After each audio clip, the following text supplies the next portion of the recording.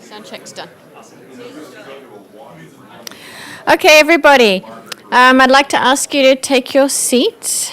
There'll be more goodies available at the back after the lecture. Thank you, everyone, for coming. This is always a wonderful event, and the special PH lecture. So I'm just going to give you a little bit of an introduction into the PH lecture, and then I'm going to introduce Sarah.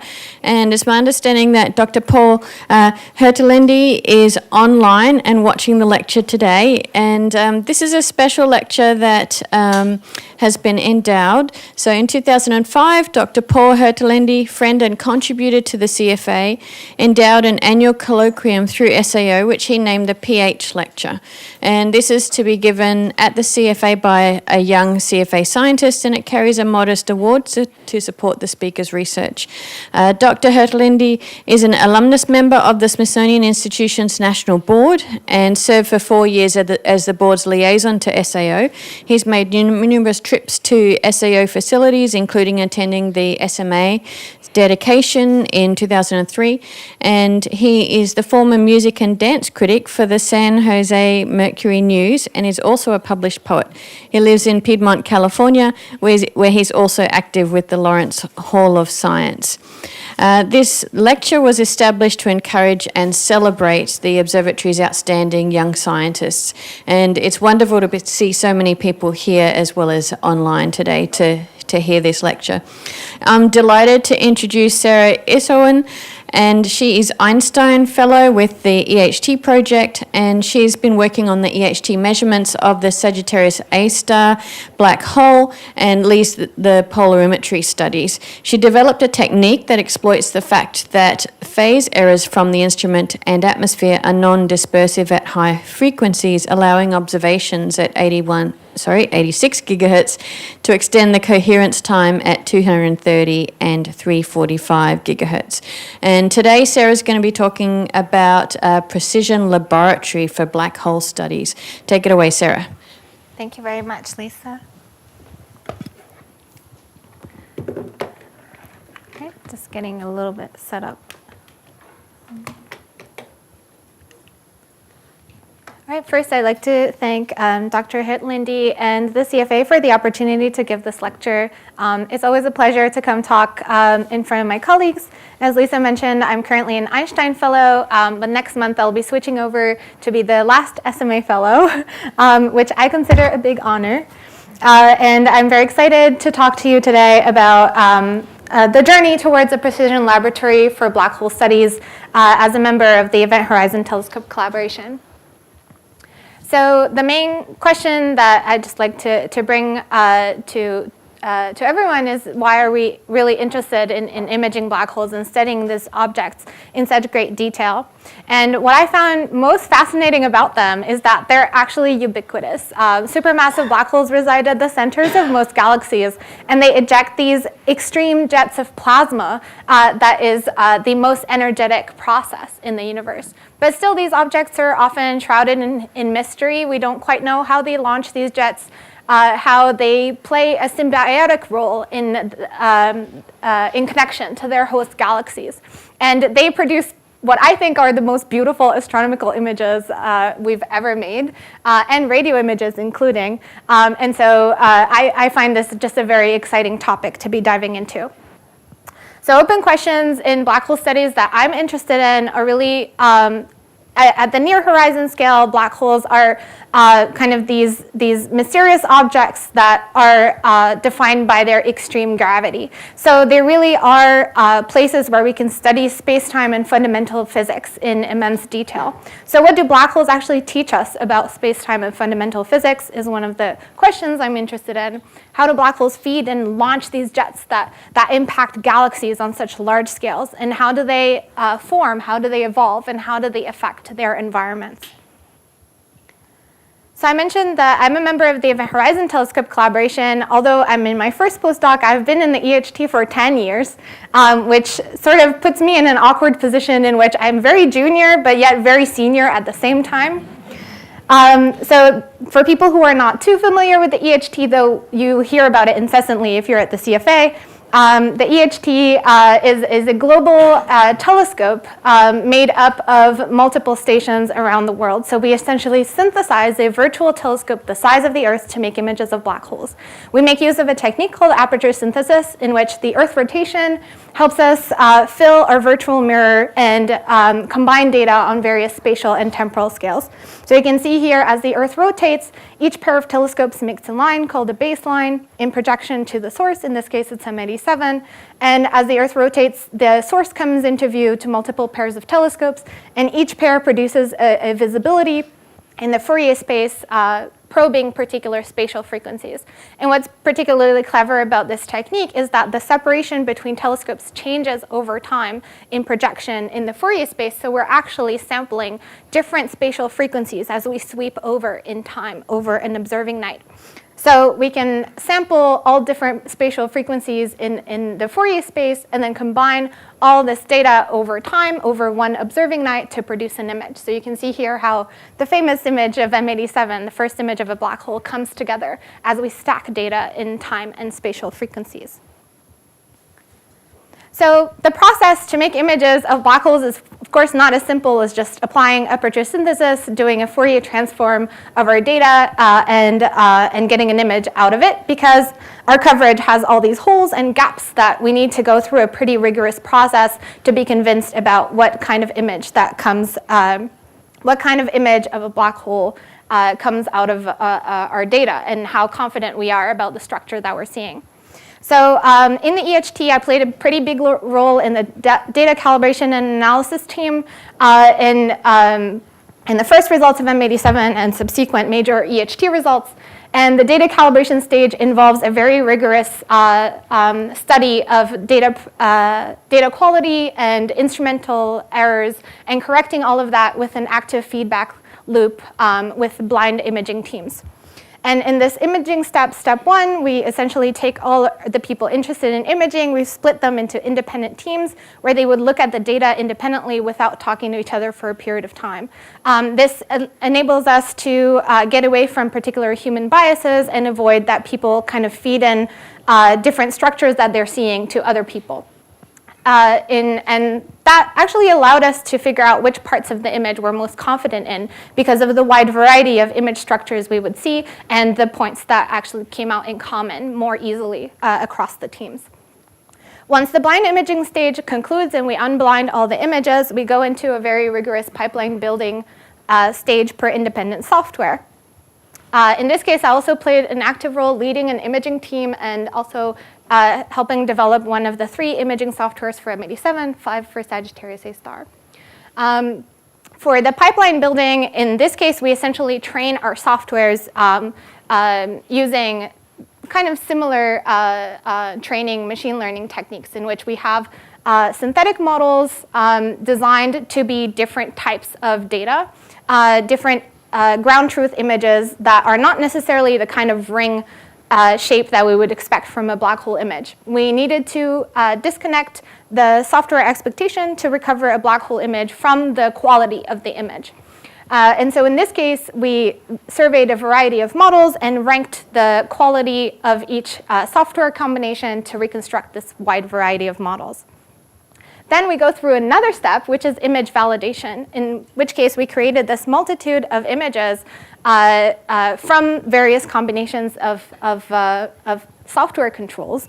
And then we check these against how well they fit to the data, how consistent they are to calibrators, so other sources we co-observe together with our primary target, and how robust is the structure that we recover in the images when put against various tests, such as kicking out a station or increasing the noise in the data, or looking at only a particular subset of data quantities as opposed to others. So we were very, very rigorous in this process, which is why everybody complains that we take too long to publish results. But this is a process that was very dear to me, and I was very proud to be part of it and to feel as confident as we did when we put out these images to the world and said, this is what a black hole looks like, and this is where our story essentially begins in trying to understand these objects. So of course, the data side is not the only part of the EHT that is exciting. The theory side is equally exciting. And in order to understand our images, we need to simulate them as well. So simulating a black hole in its environment involves this kind of simulation, which has a black hole at its center. It has the laser working, a black hole at its center. It has an accretion disk whirling around that is threaded by magnetic fields, and it has a jet coming out of it, or an outflow from ejected material from conservation of momentum of material spiraling into the black hole. And these magnetic fields swirl around essentially an ion soup. So we have charged particles, we have electrons whirring around magnetic field lines, creating synchrotron radiation. And the synchrotron radiation is what we measure on Earth with the EHT. In fact, we know synchrotron radiation is polarized, and so the EHT is sensitive also to the polarization of the radiation. What I find most exciting about the kind of light that we collect with the EHT is that the synchrotron radiation coming from magnetic field lines very close to the black hole actually inform on the structure of the magnetic fields very close to the black hole. And so this is why I got really interested in actively leading the polarization efforts for the EHT and working actively in that part of the project. So of course, understanding black holes is not limited to looking at them very close in, and the multi-wavelength synergy is very critical. I really love this figure because it's the most extensive kind of simultaneous multi-wavelength campaign on M87 ever done. And what's particularly interesting about this is that our image, looking at this inner ring here, is complemented by all of these images of the M87 jet. And the M87 as jet is actually the very first astrophysical jet ever observed. So historically, it's very interesting that the first jet and the first black hole are the same source. And what's interesting also is that in our EHT images, we don't see the jet, even though we know it's there. This is because in 2017, our array had too many gaps to be sensitive to the faint emission of the jet. At the frequency we look at with the EHT, which is 230 gigahertz in the millimeter range, we are not sensitive enough yet to the faint emission of the jet because it is too optically thin at that frequency. But M87 is terribly exciting at all sorts of wavelengths, and understanding properties of black holes essentially means connecting that whole story of what the black hole is doing in radio, what it's doing in the optical, X-ray, in the high energy, and I do want to point out Chandra, which was also very important for us in a multi-wavelength campaign in figuring out the X-ray amounts for M87 and for Sagittarius A star. So for M87, the story actually was that many theoretical models were able to reproduce the signatures we saw in total intensity. This is because our total intensity image really only has the bright ring and the shadow of the black hole in the middle. And this is because this feature is dominated by the effects of gravity. It is the gravitational pull and lensing of the black hole that is dominating this bright structure that we're seeing, this bright ring. So in fact, it's mostly just the story of gravity. And if we want to learn about the astrophysics of the source, what ended up being more interesting and more constraining for our theory model library were information in multi-wavelength and EHT polarization. So multi-wavelength X-ray constraints actually ruled out quite a number of models, and broadband radio jet constraints, so how well they were able to reproduce the large-scale jet and power in the jet also ruled out quite a lot of models. But EHT polarization in particular, this is the observation image and the theory image. Let me just replay it one more time. The theory image, only very few models were able to reproduce this kind of structure that we see in M87, this swirling spiral pattern of polarization that is indicative of also spiral magnetic fields. So I want to switch gears to the other source a little bit and talk about Sagittarius A star. Maybe you're a little bit less familiar with this picture, but it is the second first image of a black hole, I guess. And it's the first image of the black hole in our Milky Way, Sagittarius A star. I find the differences between these sources and their similarities really kind of, that's kind of been my latest obsession, is how weird is it that these two look so similar and yet they are so different. So I'll introduce them to you a little bit. So M87's black hole resides inside the M87 galaxy, or Virgo A for people who prefer that nomenclature. And it's 55 million light years away from us. It's 6.5 billion solar masses. It's one of the most massive known black holes in our universe. And it resides in the center of this galaxy, which is a giant elliptical galaxy.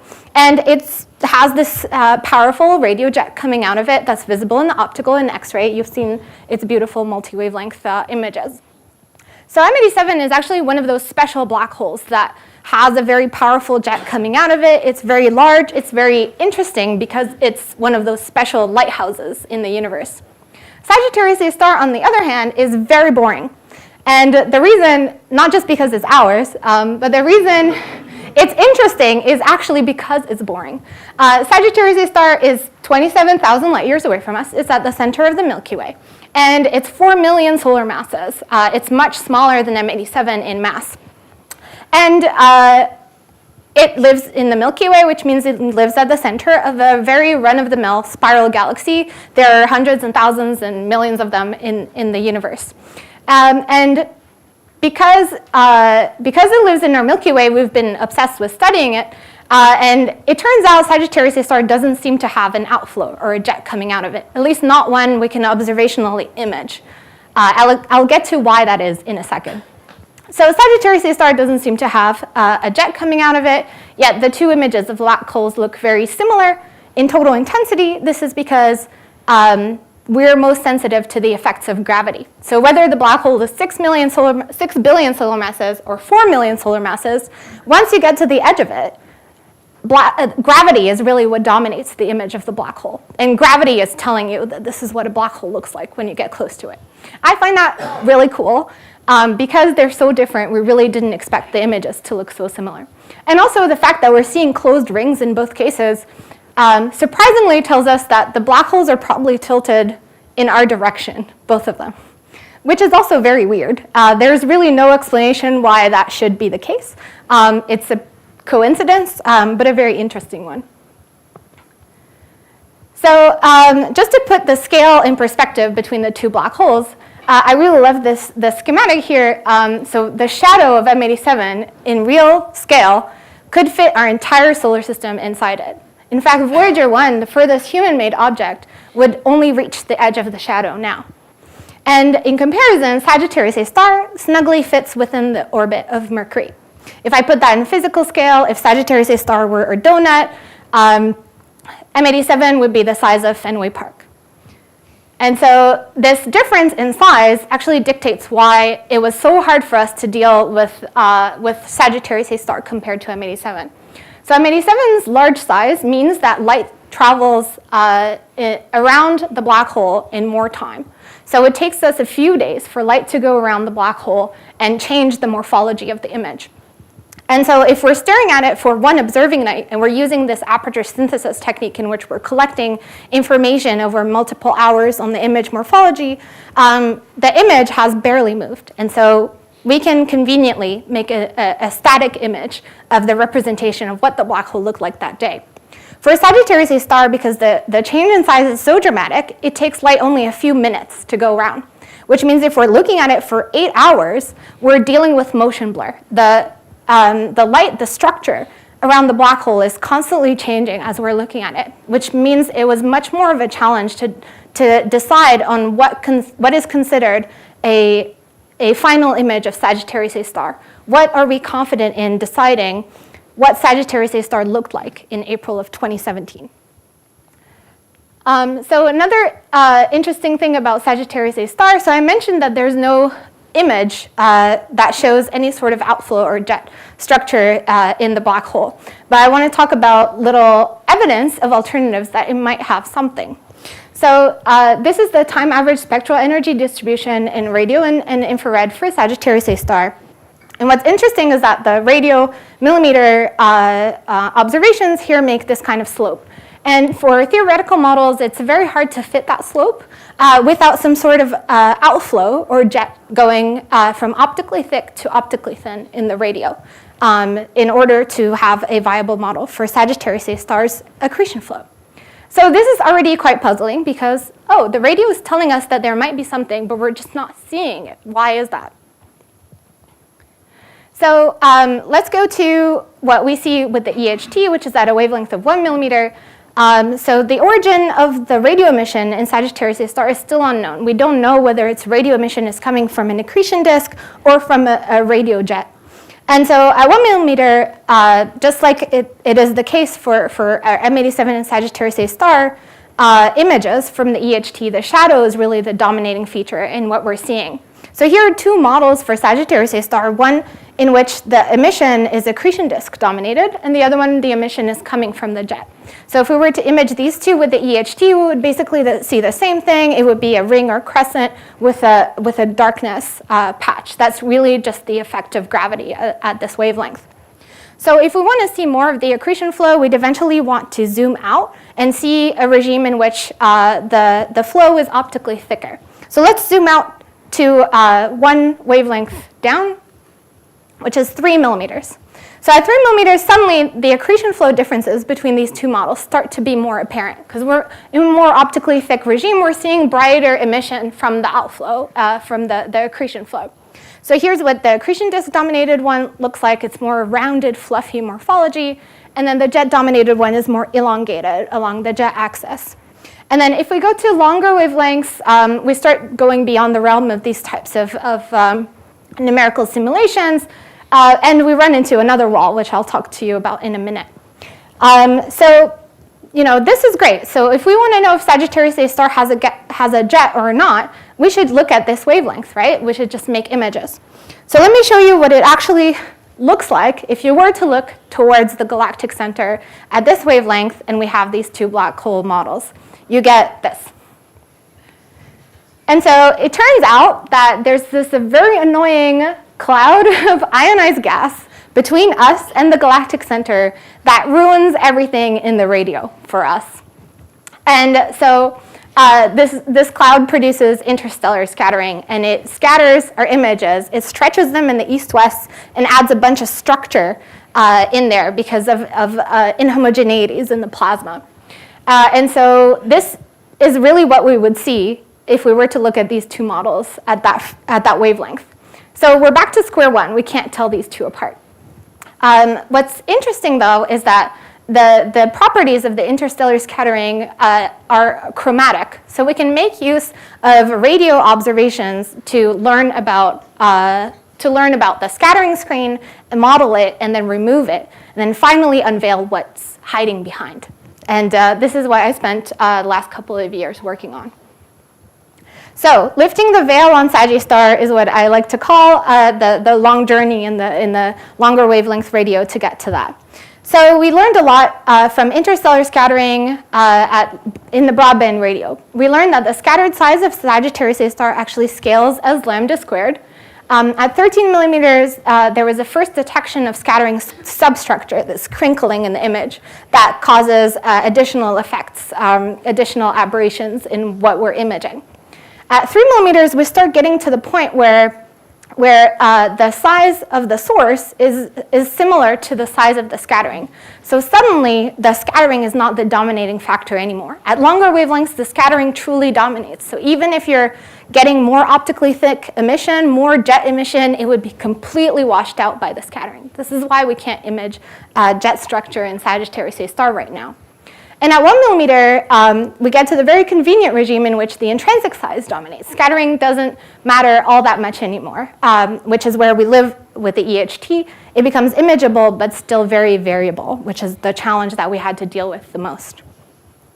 So in order to understand the properties at 3 millimeters, we carried out very sensitive observations with the global millimeter VLBI array and ALMA. And what we learned from these observations was that ALMA detections at this wavelength actually ruled out a very extreme scattering model that would make imaging with the EHT impossible. And so this was very encouraging for us at that time. This was work done in 2018, 2019, before Star imaging work started with the EHT. And what was really convincing also is that combining these 3 millimeter results with longer wavelength constraints made that a single scattering model could explain the behavior that we see in the broadband radio for Sagittarius A star. And the scattering model that fit the best our observations was this one developed by Michael Johnson and his collaborators back in 2018. So we had now a viable scattering model to explain the structure that we were seeing, so it was time to fit it to the data and finally lift the veil on Sagittarius A star. Let's see what's behind it at 3 millimeters.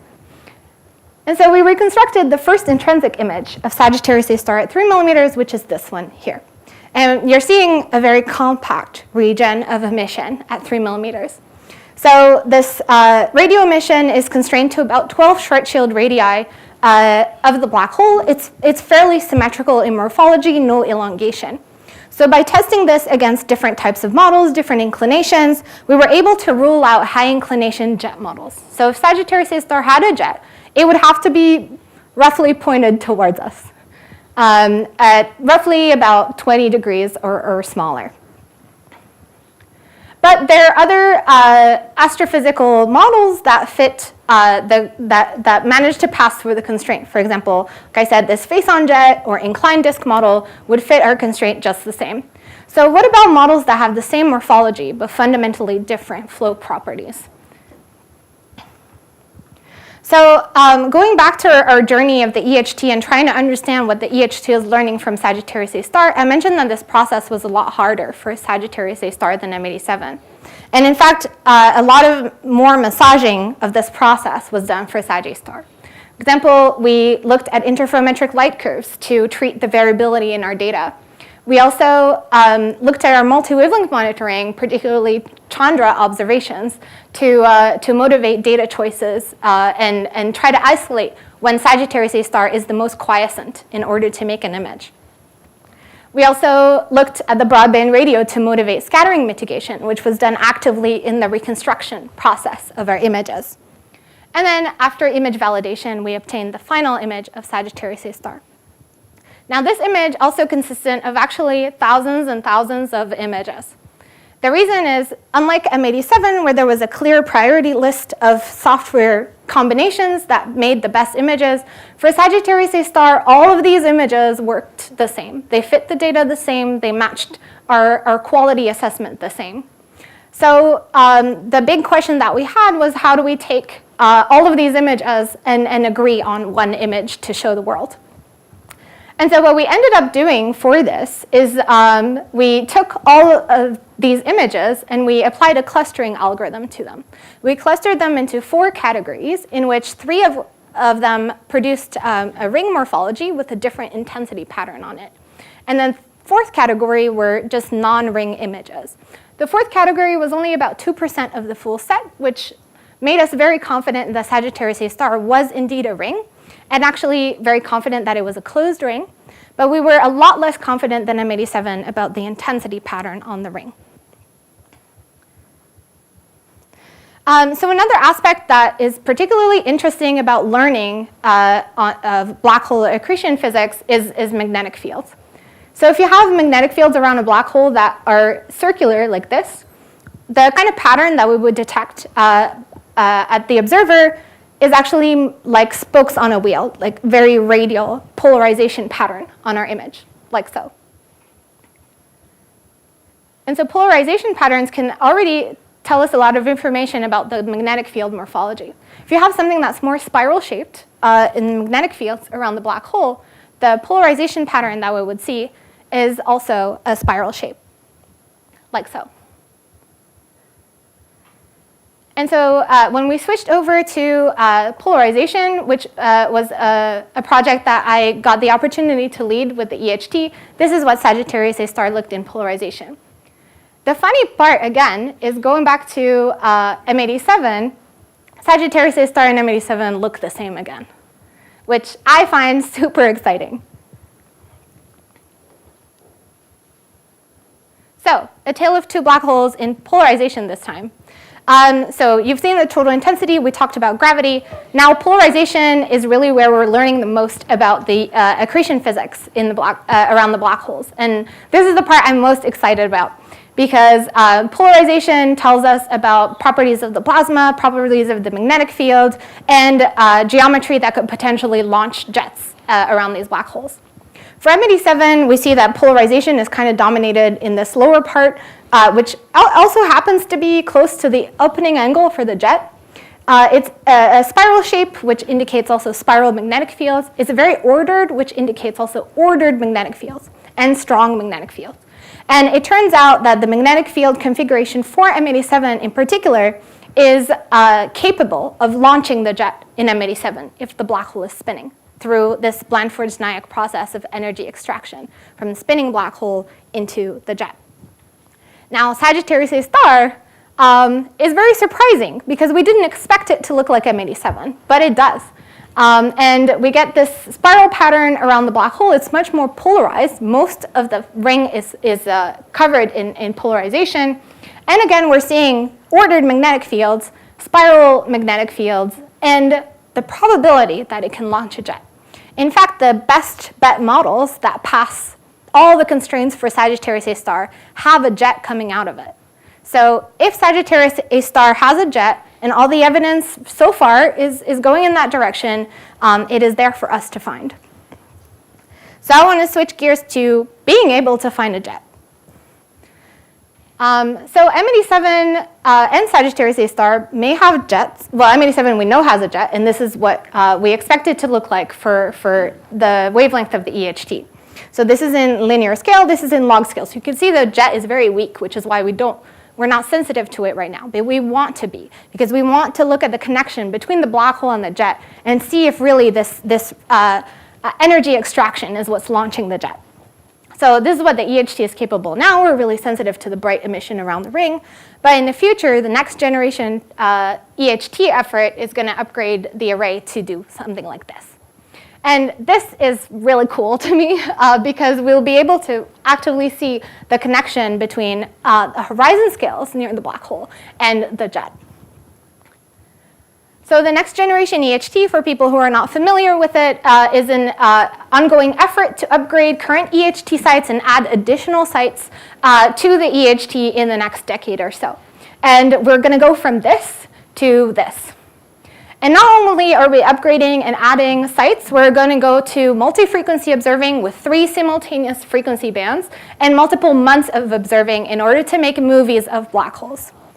And this project is going to do something like this. Is going to be able to reconstruct real-time movies of the connection between the M87 jet and its black hole, and reveal how the black hole is accreting material, how electron acceleration is happening in the jet, whether these jets are actually powered by the rotation of the black hole, and determine the physical conditions for launching these things. And it's one of the fundamental questions that we're trying to answer about what black holes are and what they're doing in our universe. And so I think this is just a really exciting thing to be involved in. But this really requires strong agility of the array. Right now, we only observe about 2 weeks a year for the EHT, and this is already very challenging for us. But we need to go into a mode where we will observe much more frequently and with much more agility with the system. So observing in the submillimeter is very limited by variations in water vapor in the troposphere. And that causes us to have poor sensitivity, to have a reduced number of viable telescope sites, even our current telescopes, and building new sites. It reduces the number of observing nights that we have accessible because we can't observe all the time. And also we can't do astrometry because the variations in the atmosphere are just too fast to switch back and forth between frequencies. So I was a big pusher of adding this new technique in the design development for these upgrades called frequency phase transfer. And so while the troposphere varies on different timescales at different frequencies, these variations are actually very much correlated. And frequency phase transfer is a technique that was pioneered by Maria Rioja and Richard Dodson at the University of Western Australia. And it makes use of this correlation to solve for phase fluctuations at the higher frequency by making use of the longer coherence time at the lower frequency. And so by doing this, we actually stabilize the phases at the frequency we want to observe at. And we can extend coherence time, we can build sensitivity, and detect weak sources. So for us to have FPT be effective for submillimeter observing, we need to add this band, 86 gigahertz or ALMA band 3, if that's your preferred terminology. This is what we need to add to the EHT. I always called it, when they talk about EHT upgrades, I called it an EHT downgrade because it goes to the lower band, but it's a downgrade for an upgrade. And I think this is really important, and I've been very passionately pushing this little project forward.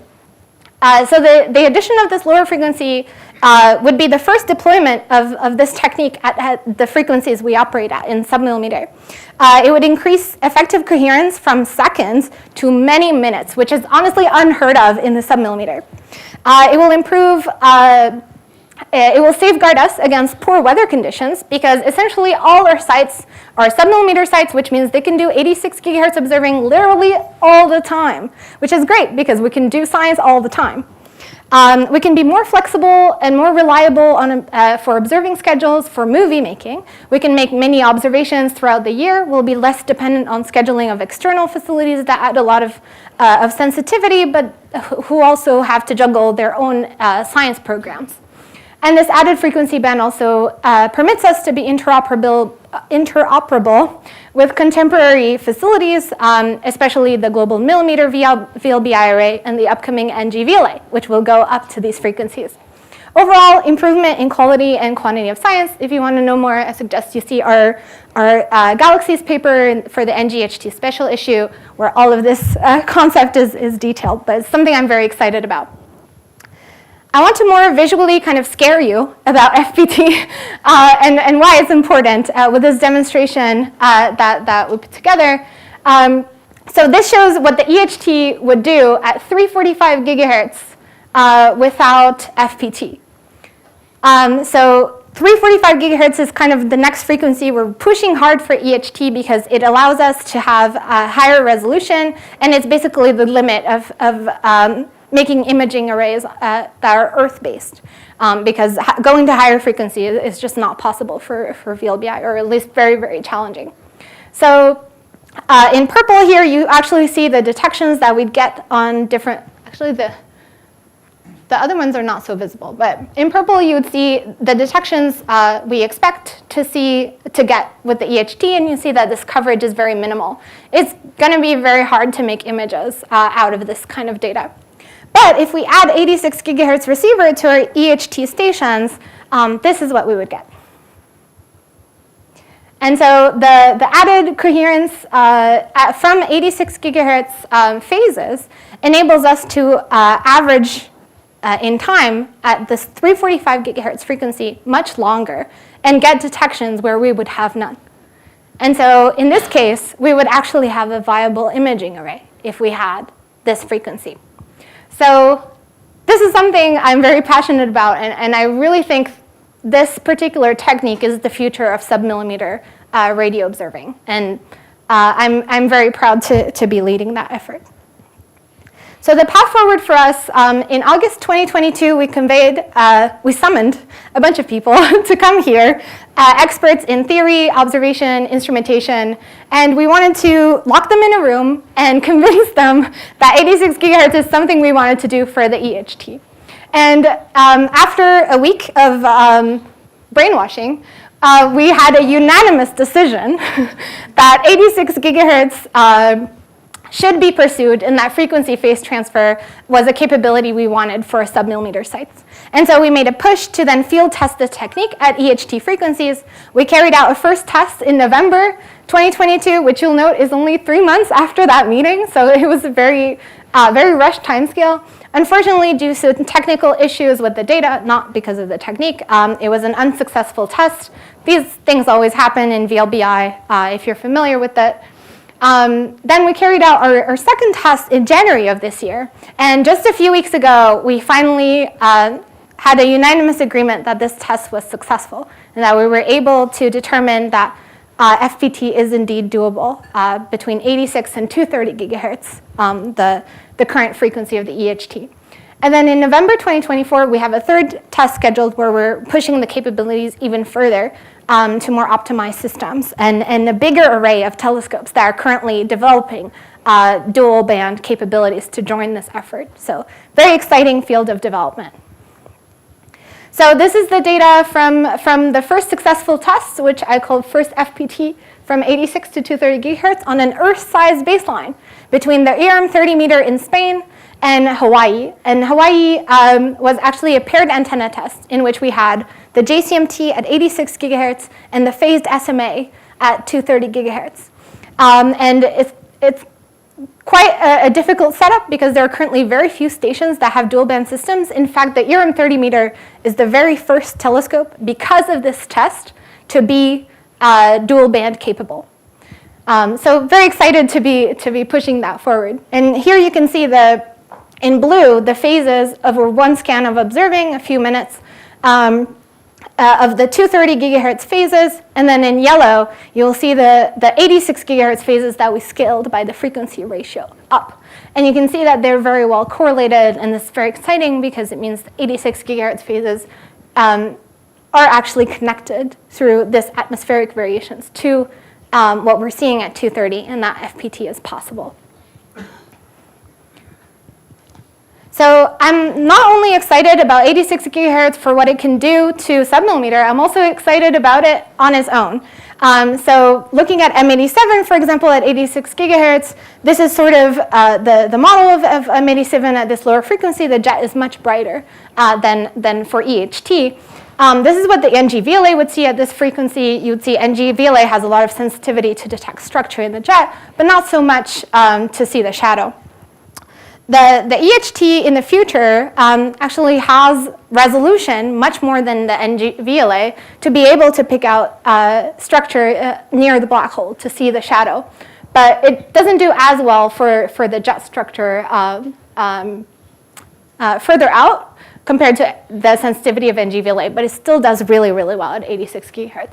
If we were to combine observations between EHT and NG-VLA, we would combine the sensitivity of NG-VLA to detect the jet, and we would combine the resolution of EHT to detect the shadow. And we could make images at 86 gigahertz and movies of the connection between the black hole and the jet at this frequency too. And this is really exciting because then we can start looking at the chromaticity of the properties that we're seeing in the accretion flow, the differences in frequency. We can look at things like rotation measure across frequencies in real time, in movies. So this is great for M87, and I also started thinking about what this could do for Sagittarius A star. So EHT results and my work also favored these models that show a low inclination jet in Sagittarius A star. But why don't we see a jet, and is it possible that we'd be able to see one in future observations? So this was a project led by Irandi Chavez, who's a PhD student here at Harvard, that I got the chance to supervise. And we looked at sort of two different reasons for why that is. First, maybe the model is wrong, which is not my problem. That's for the theorists to figure it out. The second one is, well, there's a jet there, but we're just not sensitive to it right now. And so we're trying to see what are the technical capabilities that we need to develop to be able to tease it out of the data to see the jet in Sag star. So we started out with this simulation here at 3 different frequencies. These 2 are EHT ones, and these ones are the next generation. And then for people who like these pizza plots that EHT makes, it's this model, the green one, that passes all the constraints. So we take this model, and of course, Irandi is aware that Sagittarius A star is challenging, and we're not looking at perfect images like this. In fact, we're scattered, and it's moving. So here's what it looks at 86 gigahertz. You'll notice there's an extension here in the image from the jet, and it's more extended at the higher frequencies, but also fainter. So Irandi looked at a wide range of different arrays, and in gray here are basically the regions sensitive to this extended structure in the jet. I'm only going to look at these 3, which are the ones at 86 gigahertz. So GMVA plus ALMA, which is the best we have now. NGVLA, which is the best single telescope that's coming up, and then the big kind of everyone together, NGHT and GMVA efforts. So this is what the jet looks like in linear and log scale, and then we reconstruct it with what's available now, and we see nothing. So can we detect the jet with current arrays? The answer is no. So in fact, this model is viable because we're not seeing anything in the data right now, and this model says you're not going to see anything anyway. So that's plausible. But would we see something with the current planned upgrades? So with the NGHT, we would actually be sensitive to the extension here of the jet. So in the next decade, if this model is what's really behind the scattering screen in the galactic center, we would be able to get signal from the jet. The NGVLA would be capable as well, but in the timescale that it's going, we'll probably get there first. There's very exciting prospects that would be able to see the jet. So zooming in now, we've talked a lot about accretion flow further out and jets. I want to talk a little bit more about near the horizon before closing off this talk. So the Black Hole Explorer is a mission to trace the edge of the universe, which is, I really like this phrase because really the photon ring emission from the black hole is the edge of the universe. So the image that we get with the EHT is actually a sum of subrings, the direct emission that we get, and then subrings of more and more orbits around the black hole. This is an infinite series work done by Michael, that I'm sure you've heard a lot about. So here's a nice representation that was made that shows, the direct emission from near the black hole, just these light rays that just graze and get lensed by the black hole, and they end up being this fluffy emission in the image. This is really what's dominating the EHT image right now. We don't have the resolution to be sensitive to the smaller scale structure. And then these n=1 orbits just do a half orbit around the black hole, and they carry information about the space-time near the black hole, about the black hole mass, the black hole spin. And they create this very sharp subring. And then as you add more and more half orbits, you get more and more subrings that get sharper and sharper, but also dimmer and dimmer. So really, most of the information we're interested in is just accessible by being sensitive to the first subring, this n=1. And so here's the sum of all the orbits together that make the kind of perfect image that would be ideal to have, but not technically possible. So the mission concept that is led by Michael, that I'm very proud to be part of as the science operations lead, is the Black Hole Explorer. The Black Hole Explorer is a mission that plans to measure the photon ring around the black hole and achieve the highest angular resolution in history by extending the EHT to space. So we're going to medium Earth orbit of about 22,000 kilometers and making use of a high-speed laser downlink to downlink the data. The project is meant to be looking at the photon ring, make measurements of mass and spin directly from the image, and reveal shadows of dozens of black holes. So not only are we looking at our two favorite black holes, Sagittarius A star and M87, we're looking at a wide range of other low luminosity AGN that are not accessible from Earth, but that by extending the EHT to space, we would be sensitive to event horizon scale structure. And also black holes that we know are these bright lighthouses, these really interesting jet sources in which we would be able to resolve properties of the launching region of these jets by the boost in resolution. So for people who like numbers, this is the Black Hole Explorer in numbers. It's a 3.5 meter diameter antenna. What I'm interested in, particularly in this design, is that we have two receivers on board to make it a dual band system that makes use of frequency phase transfer to get to the sensitivity we need to detect the photon ring. So FPT is also an enabling technique for this mission. And so I'm very happy to be working on that. So it'll be working at 86 gigahertz at the lower frequency and then in the EHT range at the higher frequency. And because of the high bandwidth that we need to build the sensitivity for photon ring signal, it turns out optical laser communication is the enabling technology for BECS. And it's been something that's been building over the last decade, and we're really excited to make use of it. In particular, this T-Bird mission achieved 200 gigabits per second from low Earth orbit, and we're after something like 100 gigabits per second from medium Earth orbit, which seems like a very good fit for our mission, and really possible for us in the near future. So the photon ring signal is really weak and sensitivity is key. So how do we manage this enormous data volumes that we need for observations? And we set out to look at this with BECS intern, Kim Alonso.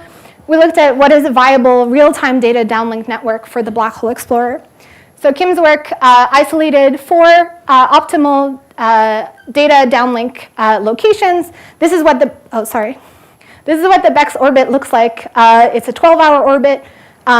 Projected on the plane of the Earth. And in each of these nodes, we would need an optical terminal to get 24 hours coverage of our satellite. And so these are the optimal locations where there's a lot of interest and development in optical laser downlink. And they're also prime astronomical sites where optical dishes just kind of lay around. So very good for us. I won't go into detail, but the Black Hole Explorer, while fairly simple in instrument architecture in space, is a hybrid observatory, which is fairly new for NASA. And working on this as science operations lead has been a really challenging experience, but very fun, because it includes a mission operations center that focuses on satellite and optical ground terminals, but it also needs a VLBI ground array to co-observe with the satellite, which makes this a very complex mission infrastructure. But the complexity is something we're used to in the EHT, and I got to lend my 10 years of experience wrangling with EHT telescopes and data to work towards this, and I'm very excited to be part of that project.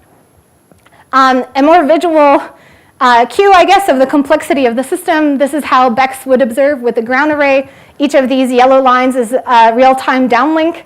And each of these connections are VLBI baselines, the kind that you saw with the EHT. Here's how our coverage would fill ideally over 24 hours, but of course we're a lot more constrained. So just to end on what the BECS is going to be capable of in comparison to the EHT, this is a simulation with some small blurring. This is what the EHT sees, which is really dominated by this direct emission. And then this is what BECS is going to be capable of. And I find this result really incredible. This is work done by Paul Tita here at SAO. And you can see the photon ring here come out very clearly. And it can make movies too. So we can make movies of the edge of the universe from space, and on the ground we can also make movies of this connection between the black hole and its large-scale jet, and combine this information together to answer one of the prime questions, which is really, is this black hole spinning? And if it's spinning, is it launching the jet that is coming out of it? Which is very exciting. This is what an average image would look like for Bex, and you can clearly see the photon ring. So this is where I'll end. I'll leave my summary up. I just want to point out that there's a lot of very exciting instrumentation developments, science developments for the expansion of the EHT, both on the ground and in space. There's a lot of interest in optical downlink development, and really the era of precision studies of black holes is only just beginning. I'm very excited to be pushing this forward. Thank you.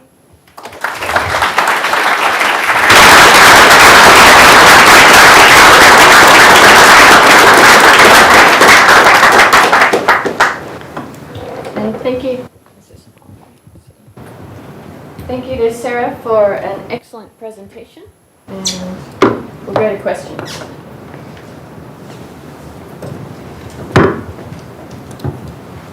Thank you. That was a wonderful talk. It really was. Thank you. But how dependent, or frankly independent of ALMA, are you going to be in this era?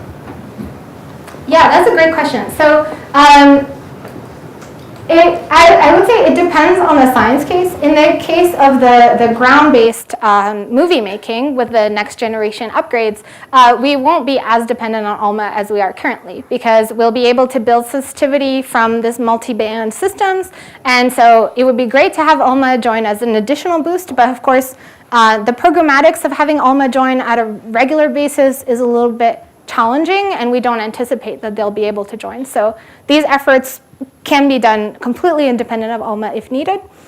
In the case of the Black Hole Explorer, for M87, we can be completely independent of ALMA because we're not as sensitivity starved. For Sagittarius A star, because interstellar scattering is still an issue, and the best time to observe is in the northern summer, which is the best observing time for ALMA.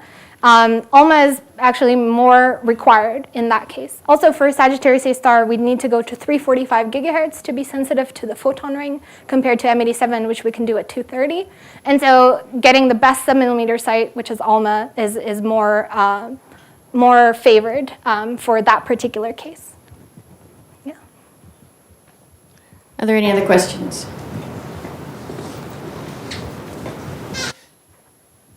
Hi, that was a wonderful talk. I really enjoyed it. I'm curious about this interstellar scattering screen for Sag A star. Do you know, like, approximately the distance of that screen along line of sight? If, for instance, you had a map of where exactly that cloud was, like, would that constrain your models? Like, essentially, just knowing more about the ISM in this regime help you at all? And if so, in what way? Yeah, so we have an idea of the distance of the screen because because next to Sagittarius A star is the magnetar, and magnetar is also suspect to the same interstellar scattering as Sagittarius A star. So I don't quite remember if it's like 3.5 kiloparsecs to us and then 5.5 to the galactic. That's right? Okay, Michael's nodding. So 3.5 kiloparsecs distance to between us and the galactic center, 5.5 to the galactic center. And then knowledge of the ISM is very important because, you know, I think there's still a lot of studies, I guess, of the turbulence scales in the ISM and the kind of scales that we're dealing with, which right now we think is like near Kolmogorov type turbulence, is, I think, applicable to other subfields in ISM studies. So I think there's a lot of kind of interaction and joint learning in looking at both kind of systems. Hey, so relatedly, in the case of Sag A star, where you have strong scattering, spatially varying polarization, and strong Faraday rotation, do you end up with depolarization all the way up to a millimeter, say? So Sagittarius A star is actually more polarized as we go to higher frequencies. So it's getting stronger in polarization as we get away from the scattering, which is probably due to some depolarization due to scattering, though polarization structure doesn't seem to be too affected by interstellar scattering. I think what we're most affected by is beam depolarization from lack of resolution, or Faraday rotation is definitely an effect. In our case, when we looked at the Sagittarius star image, we looked at both regimes in which we measured Faraday rotation from ALMA interferometric data during our campaign, and we applied that rotation to our images when we looked at theory. And we applied to both regimes, which is if the Faraday rotation is internal to the source, then this is the kind of structure we would recover. And then if the Faraday rotation is external to the source, this is the kind of structure that we would recover. So we looked at cuts in theory models in both cases. We don't have a solid answer of whether the Faraday rotation is actually coming from an external screen or internal. It could be partly one or the other in that, which makes it, again, more challenging when we're trying to hone down the accretion model. It would have to be behind the magnetar, right? Because the magnetars are in the slope. So the Faraday screen would have to be very close to the source, because we also see strong Faraday rotation at the lower frequencies. So pretty close to the source, and they're fairly. I think at 86 gigahertz, it's about half the amount at 230. So there's still quite a large amount further out. It would be decoupled from the magnetar. It would have to be very, very close to the black hole. It's not related to the scattering screen. Okay, one more quick question. Early on, you showed us a global spectrum of the galactic center. It wasn't clear to me that the source becomes optically thin until 1 terahertz. Is that true or not? When does it go optically thin? So I think those were also like an older plot of the data, but the optically thin turnover is, I think, expected to be 1 terahertz. It's also pretty similar for M87. Maybe M87 is a little bit less. But we do see the turnover frequency to be around that. I think there have been a lot of people looking at ALMA data at higher frequencies in the galactic center, seeing that behavior. Okay, I want to encourage you to hang around and mingle and ask Sarah more questions over nibbles and drinks over there. I just wanted to thank Sarah and Dr. Hertelindy and their family again for their generous support, and we award the PH lecture awardee with a certificate as well as the research certificate.